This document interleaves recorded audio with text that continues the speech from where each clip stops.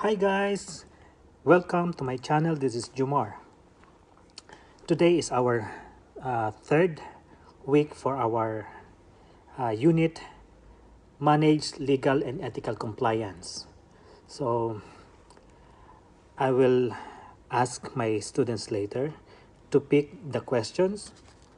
So each questions that they will be uh, has a corresponding number, okay, like this, and based on what is written, they need to discuss it with me. Okay, so as we all know that uh, ethical and legal compliance is a very vital when it comes to practice.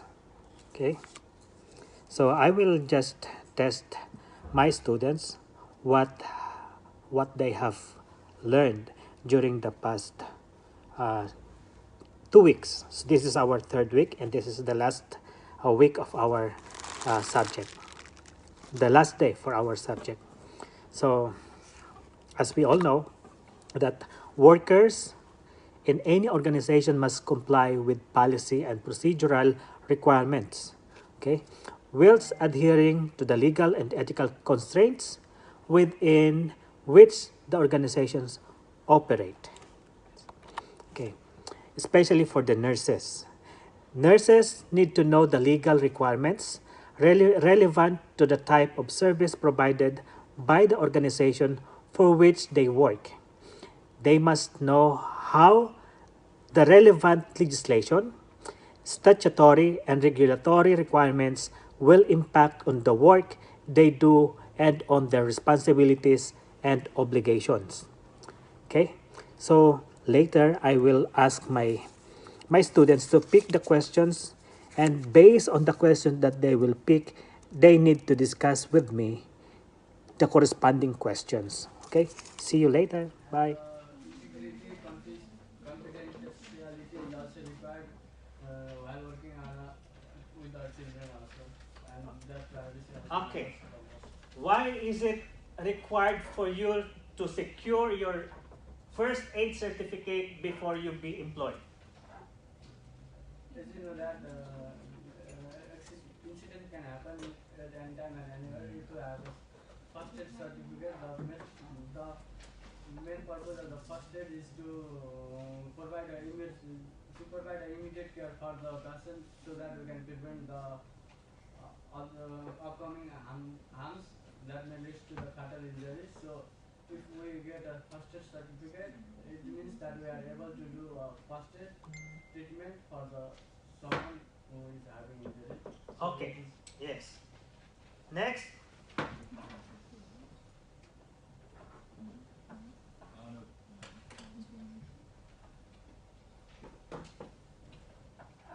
Anup, what number did you choose last time? Question number 8. Yes. What is the question in number 8? Provide a brief description of quality management system that would ensure that national safety and quality health services standards are managed, and provide a brief description of an electronic medical records system that would protect client information so that youth can be confident that the Australian privacy principles are being met. Okay. Yes. What is your answer? So my answer is it is a quality management system that maintain consistency and allow improvement in regard to organizational standards. It aligns itself with organizational strategy to provide better customer service, improve risk management strategies, operational effectiveness and efficiency. Since the objective of NSQHS, National Safety and Quality Health Services, is to protect public from harm and improve the quality of healthcare, the QMS can achieve that by identifying any potential quality issues, for example, from surveys, simple statistics, queries, etc. The electronic medical record system is developed to share the patient collection of medical history, their medication, allergies, immunization status, laboratory test results, their statistics, billing information, including demographics, These records can kept digitally and shared across different healthcare platforms that have authority over these. These records must be kept confidential according to the Australian privacy principle Act. So, in order to meet these requirements, the organization can use data encryption to avoid data theft, regular update on antivirus and firewall protection, the use of dedicated servers, etc. Okay, so Anup, why is it that the Australian government are imposing to have an electronic medical records?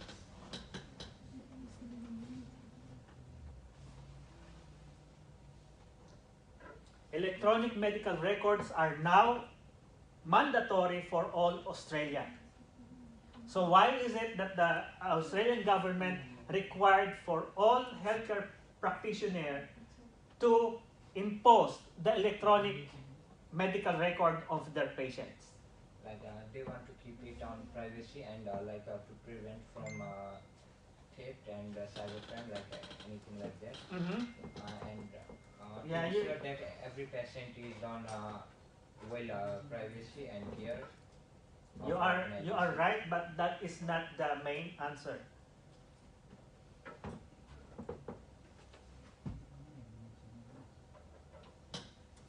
Anyone in the class can still recall why is it that the government are imposing for electronic medical records for all Australian? So that it is easy for them to access anywhere if they go to different hospitals or practitioners. Yes. The reason why the government are imposing for the electronic medical records because anything might happen to that particular person. Okay? So that if anything's happened when they brought to the hospital or the healthcare practitioners can easily access the history or medical history of that patient. If the medical practitioner knows the history of the patient, they can easily prescribe or give immediate medical intervention for that particular patient. Okay, that is why they are now in their law to get or to encourage all the practitioners to have the electronic medical records of their patients. Okay, that is the essence. So that anything's happened for that particular patient, if they was brought in the hospital, they have an easy access for their medical history. So if you are the doctor, you can easily give the medical intervention for that particular patient because you know the exact history of that patient.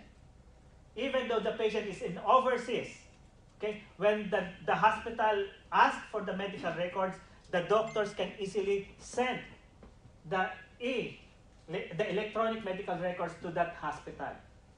Okay, that is the importance of medical records, electronic medical records. Okay, thank you, Chris. Who else? Yes. What is the number of the question? Question number 10. Yes, question number 10. In the workplace.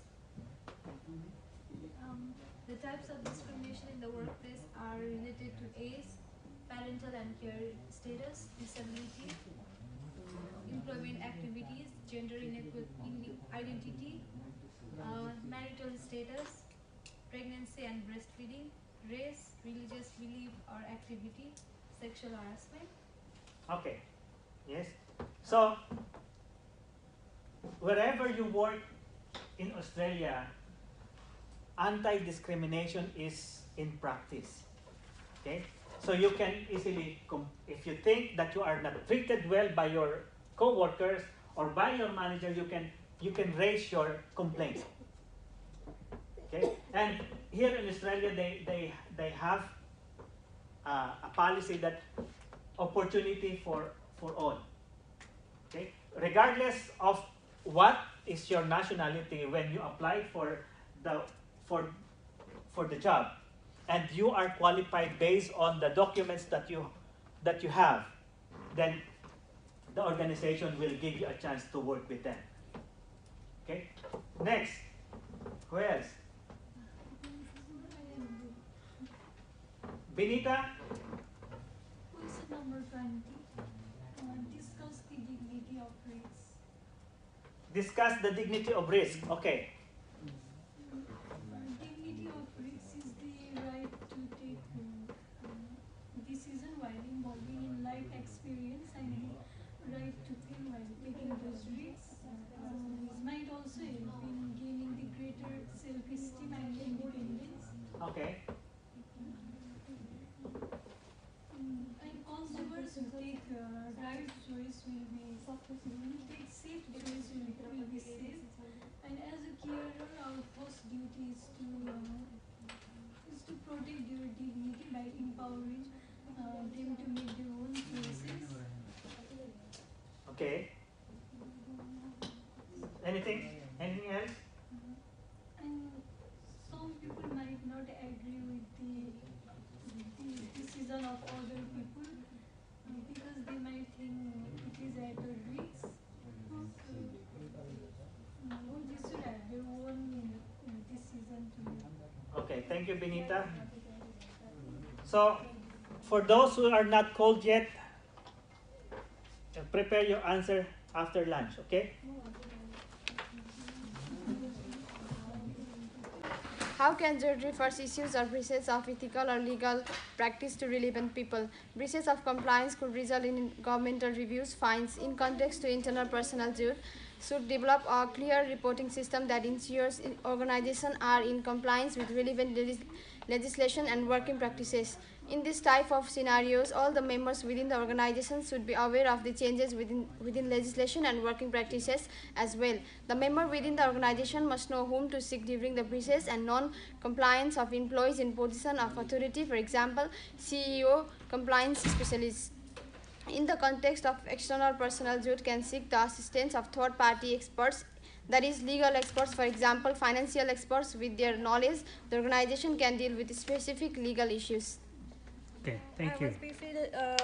I was asked to briefly describe how Jude could share updated compliance knowledge and information with his peers and colleagues. Jude could share updated compliance knowledge information with his peers and colleagues by compiling proper research resources about the topic through internet, press releases, blogs, and etc. And also workplace surveys of staff knowledge and a track of their professional development will help them to recognize their progress and see which fields they lack. Furthermore, actively participating or implementing team meetings will ensure that they will interact with each other for them to know to share all their collected information. This will help them understand the conduct more and will ensure that they are updated with the current policy and procedures. Okay, thank you. Based on their own personal preferences. Every person has their own level of risk tolerance, and they should be allowed to make choices based on that.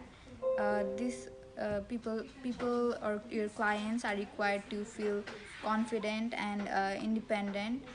Sometimes we get confused between duty of care and dignity of risk, but it is very important that our clients feel safe as well as confident about themselves.